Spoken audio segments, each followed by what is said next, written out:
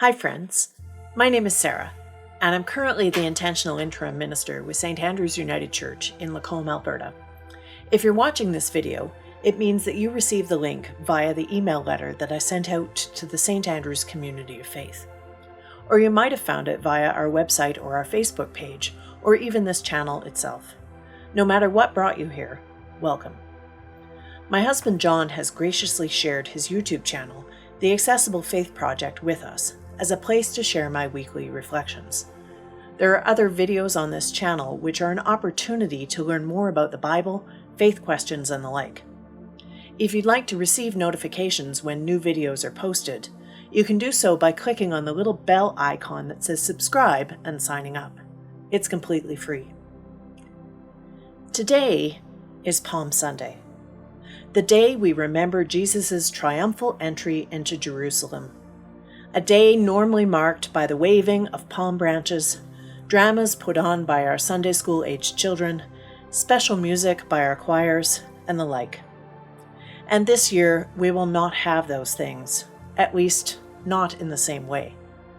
You might have colored and cut out the palm branch I sent out with the Worship at Home resource, and if you did, or if you do after this video is done, I would encourage you to post it in your window as a sign of hope.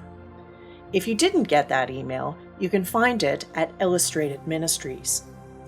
For while we might not be able to gather together in a physical way, we can still connect with one another and with the world through sharing these palm branches. And I've been thinking a fair bit about the story as Matthew's Gospel tells it in chapter 21 of Jesus' entry into Jerusalem. And I'm not surprised at the joy that we often mark in our usual services for Palm Sunday.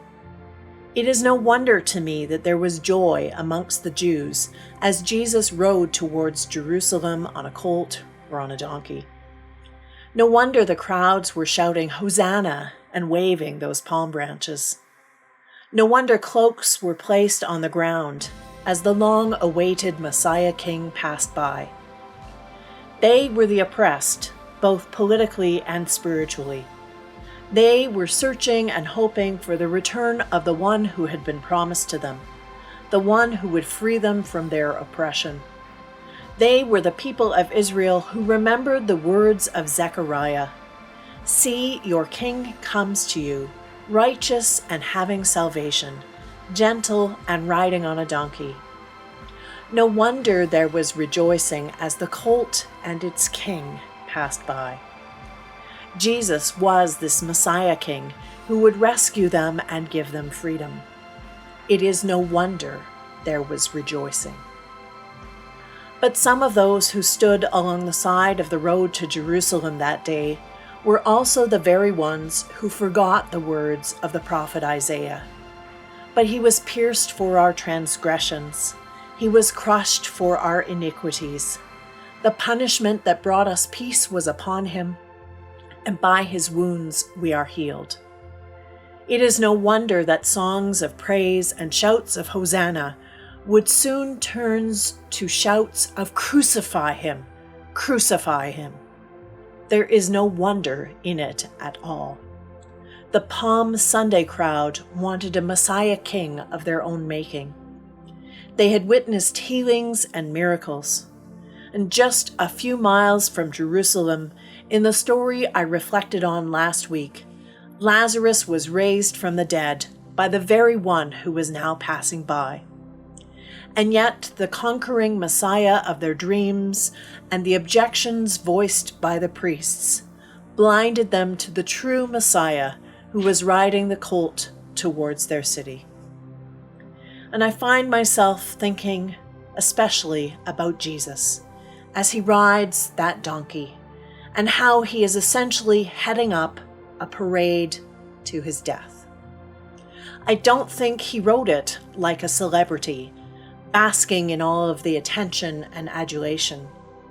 Rather, I believe he was most likely the quietest and most reflective participant. It doesn't take me much to imagine that there were tears flowing from his eyes as he rode, nor that there were sobs from deep within him. For in the midst of the celebration, Those who had sacrificed their cloaks for the one passing by had missed the Messiah of God's making. They don't see his tears. They don't hear his sobs. It is no wonder that his heart was breaking. Jesus knew that they had not heard what he had been saying to them. He knew that they would soon turn their backs on him. He knew all of this even as he climbed onto the back of the colt. He knew that they wanted a conquering hero without battle scars. And he also knew that he must be wounded, even to death. His tears were not for the path that was placed before him, but rather his sobs were for those who would reject him, for those who would turn their backs on the Son of God as he passed by those who would all too soon toss their palm branches by the wayside and murmur, "This is not the Messiah who I am looking for." And after the Palm Sunday parade, our Lenten journey takes us to Jerusalem. As we stand with palm branches in our hands, practicing our hosannas, know that we will soon be asked by the Messiah of God's making, "Who do you say that I am?" What will our answer be?